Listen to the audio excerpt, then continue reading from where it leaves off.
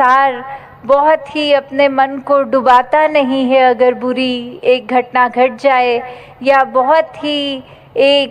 बहुत ही बावले रूप की तरह खुशी भी नहीं मनाता। क्यों? क्योंकि ये स्थिर के साथ जब जुड़ जाते हैं, मन बहुत ही सहज हो जाता है। फिर एक गोइंग विद द फ्लो वाली बात आ जाती है कि कैसे ये परमात्मा ही जो हर चीज़ का करता है।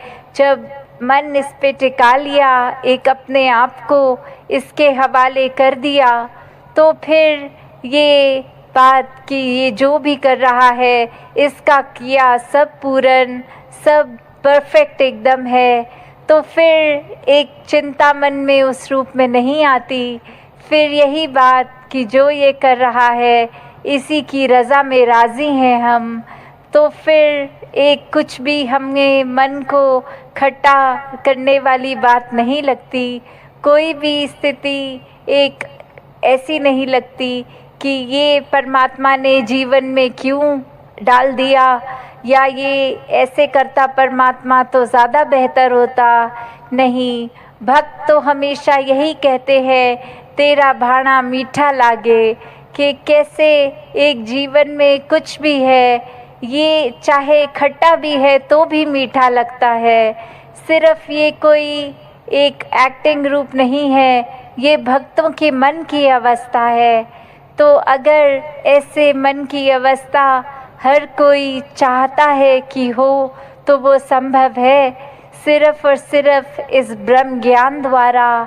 क्योंकि जब ये सच्चाई एक मनुष्य को पता लग जाती है कि हमारा असली जो रूप है वो एक शरीर नहीं है, ये मानव चोला नहीं है, ये आत्मा जो सदैव सिर चोले बदल रही है, इसको जब मोक्ष लेना है तो एक मनुष्य के शरीर से जीते जी ये परमात्मा की जानकारी, ये ब्रह्म का ज्ञान जब मिल जाता है, तो ही वो मुक्ति, मोक्ष, साल्वेशन पॉसिबल होती है।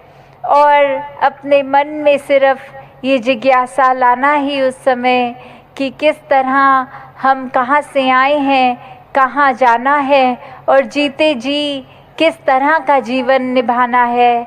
जब ये एक जिज्ञासा लाकर ये ब्रह्म ज्ञान की दात मिल जाती है, तो ही जीवन सफल हो जाता है। फिर हर पल एक मन हमारा सिर्फ प्यार ही करता है, किसी से नफ़रत नहीं करता। ये बात जान लेता है कि जो परमात्मा मेरे शरीर में है वही सामने वाले के भी है, तो फिर किसी से नफ़रत, निंदा, किसी की पीठ पीछे चुगली नहीं करता, एक बुरे भाव मन में किसी के लिए नहीं आते, हर एक के अच्छे गुण ही ये मन निकालता है। तो ऐसा जीवन जब भक्त जीते हैं तो वाकई ही वो संसार के लिए वरदान बन जाते हैं, और ऐसा ही जीवन हर एक के लिए जीना संभव है। तो क्यों ना अगर हम मनुष्य हैं तो अपने मानवीय गुणों से ही मनुष्य कहलाएं, ना कि सिर्फ मनुष्य के आकार का शरीर है इसलिए मनुष्य हों। तो जब आज जैसे बात भी की जाती है कि आज वर्ल्ड एनवायरनमेंट डे है, किस तरह ये प्रकृति को भी, जो इस कादर की कुदरत है, इसको भी हर एक ने जहाँ निखारते चले जाना है। एक हम दिनचर्या में अगर सोचे कि कितना कचरा फैलाते हैं, किस तरह वो वेस्टेज भी ना हो, वो पोल्यूशन भी ना हो, वो एक किस तरह से हम मैनेज अच्छी तरह कर पाए, ताकि जब इस संसार में आए थे तो जितनी खूबसूरत धरती थी, जब इस संसार को छोड़ के जाए तो भी उससे ज़्यादा ही सुंदर इस कुदरत को कर सकें। किस तरह हम अपना बिट, चाहे वो पानी, बिजली इत्यादि, जो भी हम एक अपने नीड के अनुसार बस उतना ही इस्तेमाल करें, उसको फजूल खर्च ना करें। कैसे एक बात हमेशा जो आज भी सत्संग में महापुरुषों ने दोहराई थी कि ये मिशन का स्लोगन भी कि प्रदूषण मन के अंदर हो या बाहर हो, दोनों ही हानिकारक है। तो अंदर बाहर कौन सी प्रदूषण है? बाहर तो चलो हम कह सकते हैं कि एक सांस लेने के समय प्रदूषण, पर ये मन अपने दायरे में बहुत नाम कमा लिया है। एक हमारा कुछ ओहदा, कुछ रिस्पेक्ट बन गई है। एक तरह के हम सेलिब्रिटी बन गए हैं, कुछ 2-4 लोग हमें जान गए हैं।